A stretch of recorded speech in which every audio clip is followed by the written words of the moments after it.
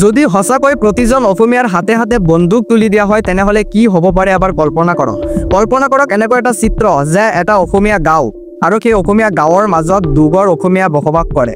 আৰু এদিনাখন সেই দুয়োটা পৰিয়ালৰ দুজন সৰু ল'ৰাই কাজিয়া লাগিলে আৰু এই কাজিয়াটো এনেকুৱা ডাঙৰ হৈ পৰিল যে ডাঙৰ মানুহে এতিয়া ইয়াত ইনভলভ হৈ পৰিছে আৰু এই কাজিয়াটো এক্সট্ৰিম লেভেলত গুচি গ'ল তেতিয়া এটা তাৰ মাৰপিট বিশৃংখলৰ সৃষ্টি হ'ল এতিয়া ইয়াত পসিবিলিটি কি আছে পসিবিলিটি এটো আছে যে সেই মানুহগৰাকীয়ে লাঠিৰে ফিজিক্যাল অ্যাটাক কৰিব পাৰে ডাইৰেক্ট কুপ দিব পাৰে এনেকুৱা ধৰণৰ পসিবিলিটি ওলাই আহে কিন্তু এটা কথা সদায় মনত ৰাখিব যে ফিজিক্যাল যদি মই কাৰোবাক অ্যাটাক কৰিব যাওঁ তেনেহলে প্ৰথমতে তাৰ কাখত যাব লাগিব আৰু এই কাখত যোৱাত এটা সময় আছে আৰু তাত মই ফিজিক্যাল অ্যাটাক কৰাৰ পিছতো সেই মানুহজন একেবাৰে মৰি নাযায় গায়াল হ'ব আহত হ'ব তাৰ পিছত হস্পিটালত লৈ গ'লে ভাল হ'ব কিন্তু এতিয়া মন কৰক বা কল্পনা কৰক যে এই কাজিয়াৰ মাজত এজনৰ পোছত আছে বন্দুক আৰু মূৰত আছে খং এনেকুৱা এটা বস্তু যিটো ভগৱানেও কন্ট্ৰোল কৰিব নোৱাৰে যাৰ বাবে খৰক আৰু নৰক বনোৱা হৈছে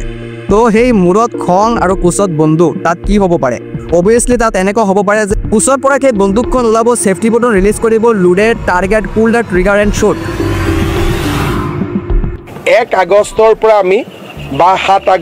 আগষ্ট মাহৰ প্ৰথম সপ্তাহত আমি খিলঞ্জীয়া লোকে আৰ্মছ লাইসেন্স পাব পৰা পোৰ্টেল মুকলি কৰিম আবেদন কৰিব পাৰিব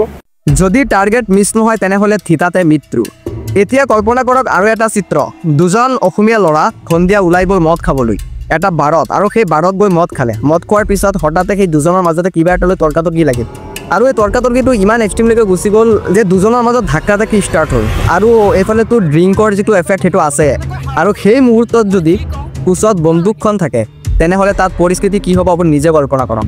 এতিয়া কল্পনা কৰক আৰু এটা চিত্ৰ এটা অসমীয়া ঘৰৰ বিয়া আৰু সেই বিয়াখন সুন্দৰকৈ চলি আছিল কিন্তু এটা সময়ত গৈ কিবা এটা কাৰণত তৰ্কাতৰ্কি হৈ গ'ল আৰু সেই বিয়া ঘৰত এটা কাজিয়াৰ সৃষ্টি হ'ল আৰু তেতিয়া যদি প্ৰতিজনৰ হাতে হাতে এটাকে বন্দুক থাকে তেনেহলে মুহূৰ্তত সেই বিয়া ঘৰটো পৰিণত হ'ব এটা যুদ্ধক্ষেত্ৰলৈ তাত নিশ্চয় ৰক্তাক্ত হ'ব ৰঙা হ'ব এতিয়া কল্পনা কৰক আন এটা ভয়ানক চিত্ৰ এজন ল'ৰা এজন ছোৱালীক ভাল পায় অৰ্থাৎ সিহঁতৰ ৰিলেশ্যনশ্বিপ চলি আছে কিন্তু হঠাৎ 5 বছৰ ৰিলেশ্যনশ্বিপ থকাৰ পিছত সেই ছোৱালীজনীৰ দেউতাকে এই ল'ৰাজনৰ ওচৰত বিয়া নি বেলেগ এটা ল'ৰাৰ ওচৰত সেই ছোৱালীজনীক বিয়া দি দিলে আৰু এই ল'ৰাজনে ৰাতি শুই কান্দি আছে তেতিয়া সেই ল'ৰাজনৰ হঠাৎ মনত পৰিল যে নহয় মোৰ কিবা এটা কৰিব লাগিব আৰু তেতিয়াই নিজৰ দেউতাকৰ সেই বন্দুকখন ল'লে আৰু সেই ছোৱালীজনীৰ ঘৰত গ'ল কিন্তু ছোৱালীজনীতো ঘৰত নাই কাৰণ বিয়া হৈ গুচি গৈছে কিন্তু সেই বাৰান্দাত বহি আছিলে সেই ৰাতি সেই ছোৱালীজনীৰ দেউতাক তেতিয়া কি হ'ব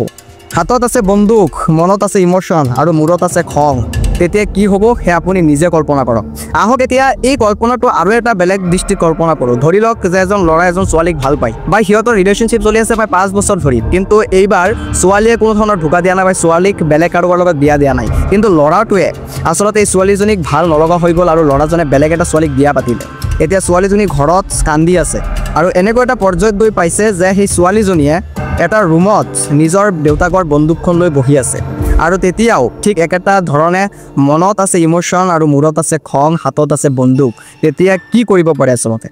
এবাৰ নিজে কল্পনা কৰক আচলতে এই হাতে হাতে বন্দুক দিয়া বা ৰাইজক বন্দুক দি দিয়ে এইটো এক্টত আছে একচুৱেলি যে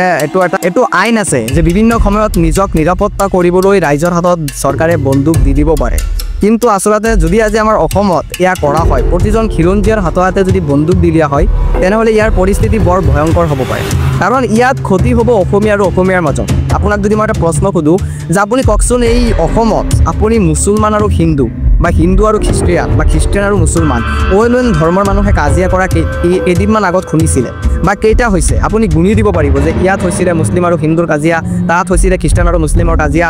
কিন্তু মই যদি আপোনাক এই প্ৰশ্নটো সুধো যে অসমীয়া আৰু অসমীয়াৰ মাজত কাজিয়া কেতিয়া হৈছিলে বা কেইটা হৈছিলে তেনেহলে আপুনি ইয়াৰ কাউণ্ট কৰিব নোৱাৰিব হয়তো হ'ব পাৰে যে এই ভিডিঅ'টো মই যিটো মুহূৰ্তত শ্বুট কৰি আছো এই মুহূৰ্তটো কৰবাত নহয় কৰবাত অসমীয়া আৰু অসমীয়াৰ মাজত কাজিয়া হৈ আছে এই মুহূৰ্তটো কৰবাত নহয় কৰবাত মুছলমান আৰু মুছলমানৰ মাজত কাজিয়া হৈ আছে অৰ্থাৎ কাজিয়া বেছিকৈ ঘৰৰ ভিতৰত হয় আৰু এষাৰ কথা আছে যে যদি আপুনি 10 কেজি গাখীৰৰ ভিতৰত 1 ফুটা বিষ দি দিয়ে তেনেহলে 10 কেজিৰ গাখীৰ বৰবাদ কৰি দিব পাৰে মাত্ৰ 1 ফুটা বিষে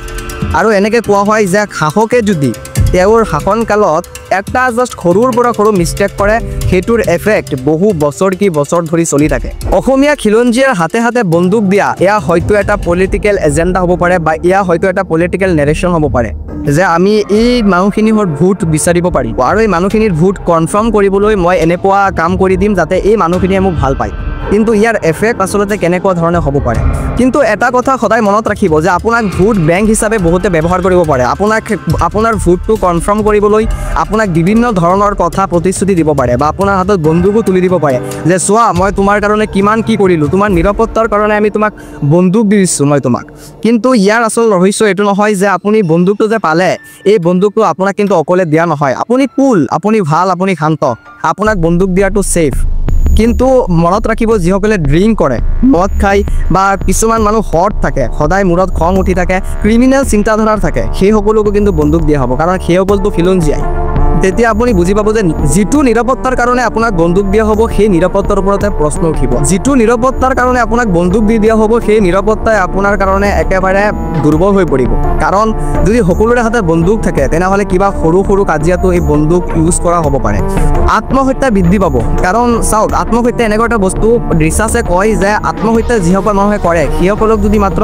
10 মিনিট সময় এটা বেছি দিয়া হয় আৰু ভাবিব দিয়া হয় যে তুমি লাষ্ট 10 মিনিট সময় শান্তভাৱে বহি থাকা আৰু ভাবা যে তুমি আত্মহত্যা কৰিবা নে নাই তেনেহ'লে তাৰ ভিতৰত 90% ক্লাইণ্টে এই আত্মহত্যা কৰা ডিচিশ্যন চেঞ্জ কৰি পেলাব কিন্তু যদি সেই ইমোশ্যন আৰু খঙৰ মাজত হাতত এটা বন্দুক থাকে আৰু এই আত্মহত্যাটো কৰা একেবাৰে সহজ হৈ পৰে তেনেহ'লে এই আত্মহত্যাৰ হাৰ এইটো বৃদ্ধি পাব সমাজত বিভিন্ন ধৰণৰ প্ৰব্লেম দেখা দিব পাৰে আৰু ইয়াত আটাইতকৈ বেছি ক্ষতি আপোনালোকৰে হ'ব কাৰণ আপোনাক মই প্ৰথমতে কৈছোঁ যে অসমীয়া আৰু অসমীয়াৰ মাজত যিমান কাজিয়া হয় সিমান কাজিয়া কিন্তু অসমীয়া আৰু মুছলমানৰ মাজত নহয় বা মুছলমান আৰু মুছলমানৰ মাজত যেনেকুৱা কাজিয়া হয় তেনেকুৱা কাজিয়া কিন্তু মুছলমান আৰু হিন্দুৰ মাজত নহয় গতিকে এটা কথা মনত ৰাখিব যে খাহকে যদি এটা সৰু মিষ্টেক কৰে সেই মিষ্টেকৰ যিটো এফেক্ট সেইটো বহুত বছৰ ধৰি চলি থাকে আৰু এই এফেক্ট এটা এনেকুৱা এফেক্ট হৈ পৰে যেনেকৈ 10 কেজি গাখীৰত এফুটা বিষ দি দিয়াৰ সমান গতিকে শেষত এটা কথাই ক'ম যে নিৰাপত্তা দিবলৈ গৈ বা নিৰাপত্তা কটকটীয়া কৰিবলৈ গৈ নিৰাপত্তাটো দুৰ্বল কৰি নেপেলাব অনুগ্ৰহ কৰি আৰু নিজকে নিৰাপত্তা কৰিবলৈ একচুৱেলি ডিফেন্স কৰিবলৈ প্ৰশাসন আছে পুলিচ আছে